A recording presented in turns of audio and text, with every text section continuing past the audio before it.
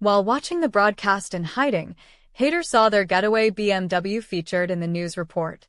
Authorities were urging the public to report sightings of the vehicle, effectively putting them on high alert.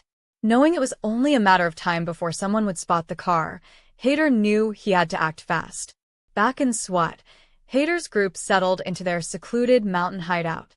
The area was remote and difficult to access, making it an ideal refuge. Despite the temporary peace, the group was cautious. When Hader saw the news of the BMW broadcasted across television, he realized that any sightings of the car could expose their location. Without hesitation, he instructed everyone to remove any remaining evidence from the vehicle. They gathered all identifiable items, ensuring that nothing was left behind. Then, under cover of darkness, they drove the BMW to a concealed spot in the mountains and set it ablaze, reducing it to nothing but ashes. As the flames devoured the car, Hader and his group watched solemnly, knowing this was a necessary measure to keep their plan on track. Meanwhile, Mustafa, now in hiding, continued following Hader's instructions to the letter. He sent encrypted messages, avoiding any traceable contact. He moved with extreme caution, using a new phone and staying out of sight. He was fully aware of the stakes and determined to stay under the radar until further notice. In Swat, the group listened carefully to the news each day, waiting for updates. Hader knew that any change in the political landscape could affect their situation. Their only hope now is to remain hidden long enough for the elections to take place and potentially receive support from a new government. Episode 23. The Missing Evidence. In the secluded mountains of Swat, Assad and Hader were restless. They knew their freedom was temporary without proof of their innocence, and they needed hard evidence to expose the people who had set them up. Assad couldn't shake the memory of seeing Afzal, the mango juice vendor, when they arrived in Swat. The chance encounter had sparked an idea. Afzal might hold a crucial piece of the puzzle. After discussing it, Hader agreed it was time to seek out Afzal and see if he could shed light on their case. Early one morning, Assad and Hader made their way down a winding path to the village where Afzal was staying. As they approached, they found him setting up his mango juice stand. Spotting them, Afzal froze momentarily, recognizing the fugitives instantly. He looked around nervously, then motioned them to follow him to a secluded area behind his stand. "What are you two doing here?" Afzal whispered, glancing over his shoulder. Assad leaned in, his voice tense but hopeful.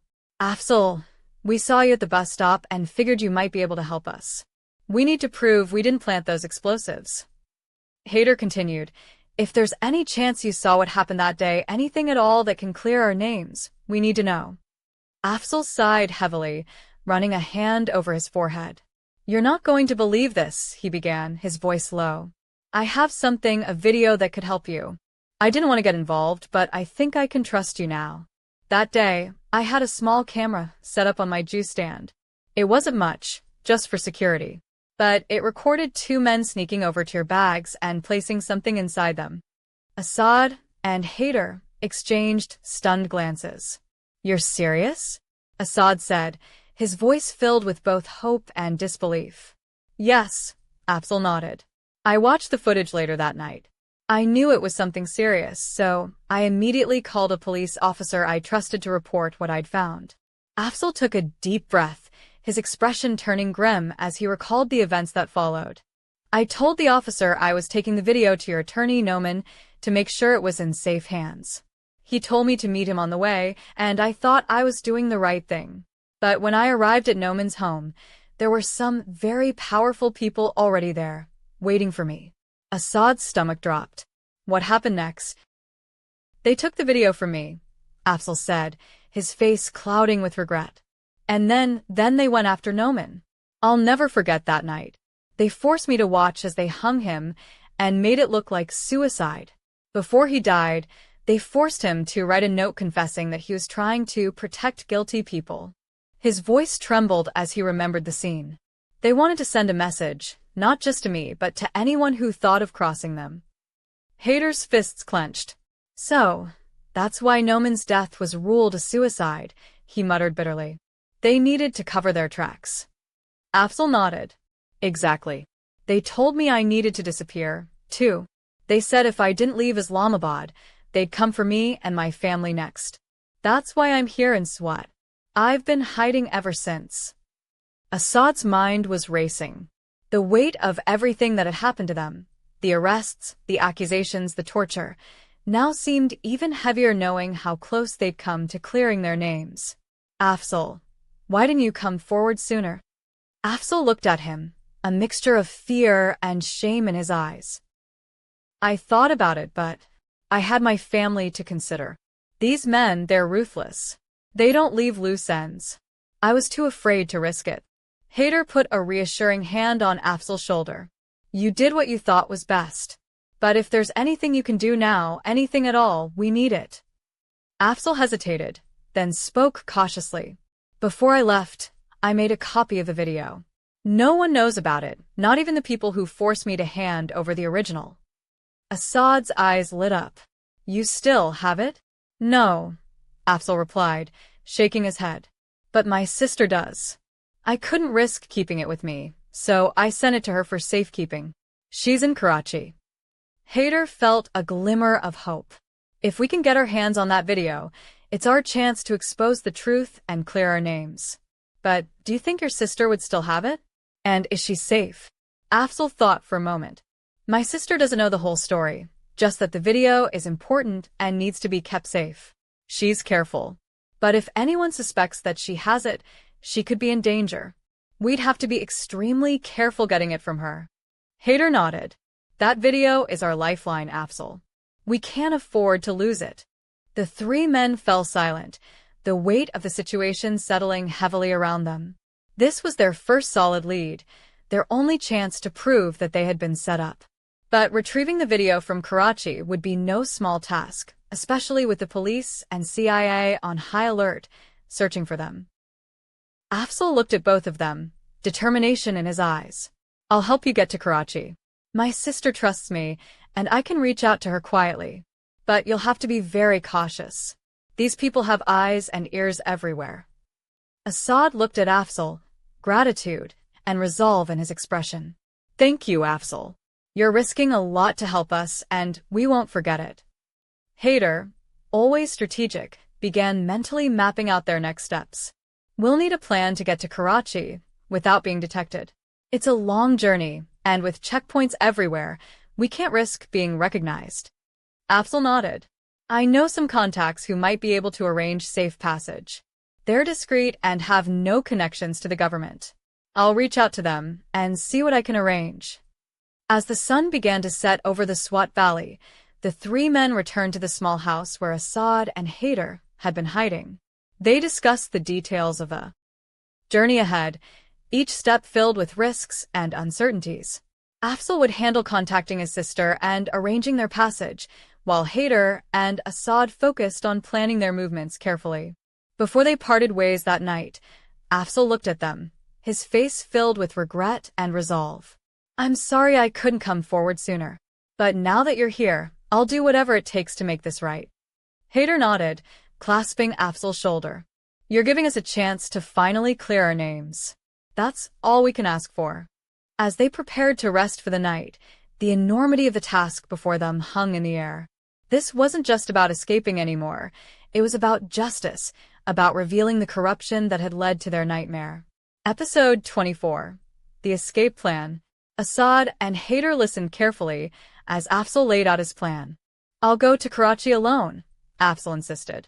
The CIA is watching for you two everywhere, and traveling together would only draw attention. I'll bring the video back to you as soon as I can. Afzal arranged to travel by private car, knowing that avoiding public transportation would reduce the risk of being tracked. Haider and Assad watched him go, their hope resting on Afzal and the crucial evidence he held in his hands. For the first time since their escape, they felt the possibility of clearing their names. 2 days later, however, their fragile hope was shattered. Haider and Assad were listening to a news broadcast on a small, crackling radio when they heard the tragic announcement. Afzal, the mango juice vendor, had died in a car accident. The report described a fatal collision on the main road from Swat to Karachi. According to the broadcast, Afzal's car had veered off the road and overturned. He was pronounced dead at the scene. Assad's face went pale as he looked at Haider, the weight of the news sinking in. Afzal is gone. And with him, the video. Haider clenched his jaw, barely able to contain his frustration. I can't believe this. He was our only chance to prove what really happened. They sat in silence, the enormity of their loss pressing down on them. Afzal had been more than an ally. He had been the key to their freedom, and now that key was lost. We don't even know where his sister lives in Karachi, Assad said quietly. Afzal only told us she had the video, but we don't know her name or address. Haider took a deep breath, refusing to let despair take hold. Then we need a new plan. If we can't find the video, we need to get out of here.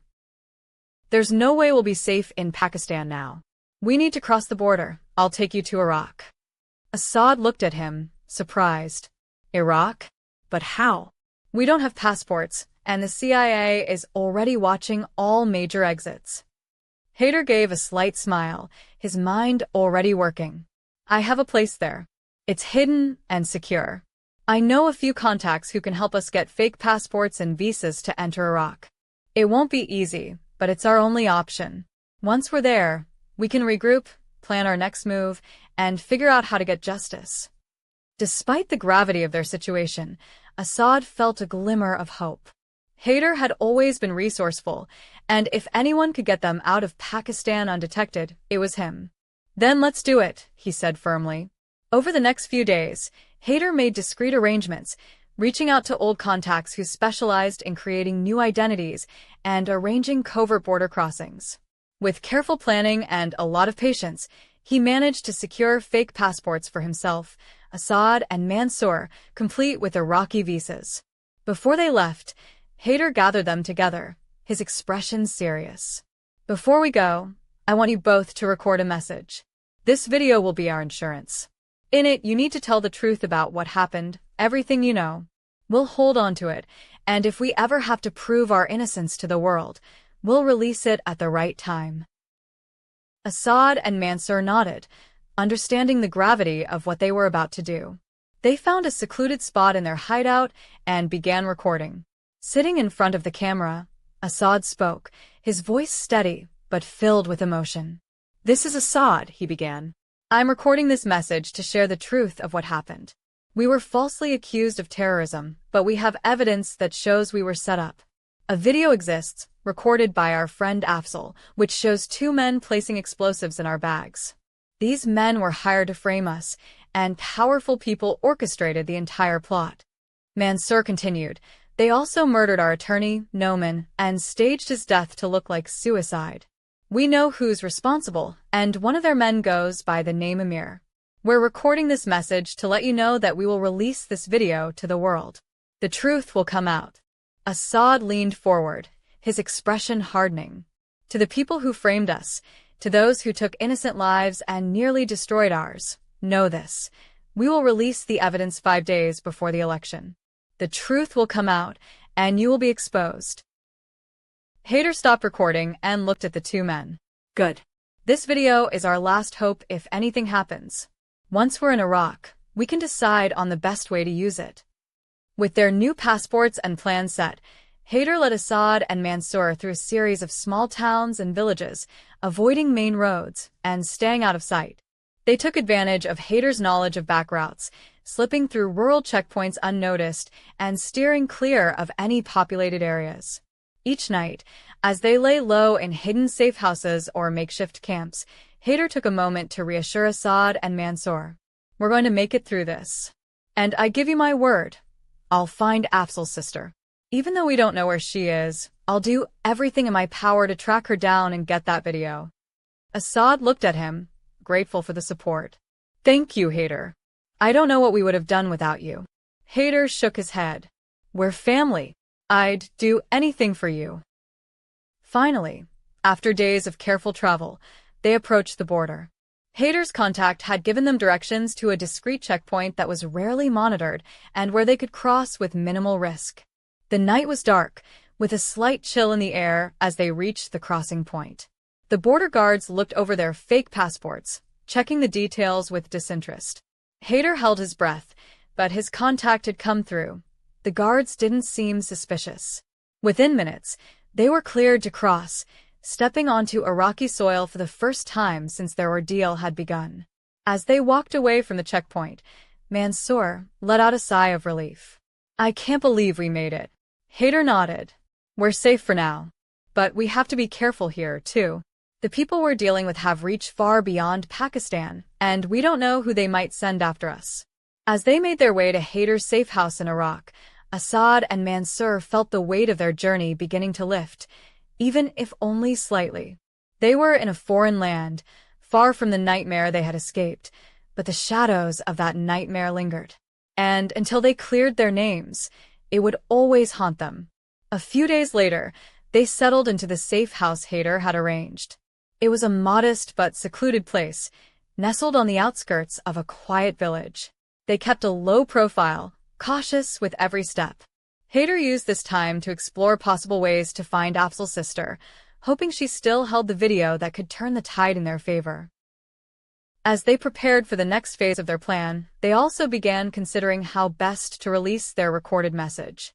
Haider reminded them, "Timing is everything. We'll wait until 5 days before the election, just like we said in the video. That will be our moment to expose the truth." The plan weighed heavily on them, knowing they were gambling everything on a single piece of evidence. But with their lives hanging in the balance, it was the only choice they had. Now in Iraq, Assad, Haider, and Mansoor waited, each day bringing them closer to the moment when they could finally reveal the truth. The road ahead was uncertain, but together, they held on to the hope that justice would ultimately prevail. Episode 25, The Hidden Treasure. After settling into Sammy's secluded mountain house in Swat, Haider, Assad, and Mansoor began preparing for the next phase of their journey. They'd left behind so much, yet here in the mountains, they found themselves caught in a surreal moment of peace, as if all the chaos they'd escaped from had been left in another world. But they couldn't let themselves relax. They knew the hunt for them was far from over. One morning, Sammy approached Haider and Assad, his voice hesitant but hopeful. "I told you I had something hidden here. If you'll help me dig it up, I want to share it with you." Mansoor and Assad exchanged curious glances. "What is it?" Assad asked. Sammy smiled, his eyes glinting with both pride and regret. "The money. The money I robbed from the bank, the reason I was sent to prison in the first place. I buried it here to keep it safe, for my family and now for all of us." Mansoor and Assad were stunned. The thought of Sammy risking everything for the money, then hiding it away, was both audacious and impressive. "Are you sure about this, Sammy?" Assad asked, though he knew how much this gesture meant to Sammy. "You don't owe us anything." Sammy looked at them with fierce determination. "I wouldn't have survived without you all. And now that we're here, this money is our lifeline. If we're going to clear our names, we'll need every resource we can get." They nodded, and together, the three of them set to work, digging into the hard mountain soil. It took several hours, with each man taking turns to catch their breath and keep watch. Finally, they unearthed a large metal box, rusted and dented from years underground. With trembling hands, Sammy opened the box, revealing bundles of cash, neatly stacked and wrapped, millions of dollars in total. The sight of the money brought a mix of emotions to the men: relief, awe, and a renewed sense of purpose.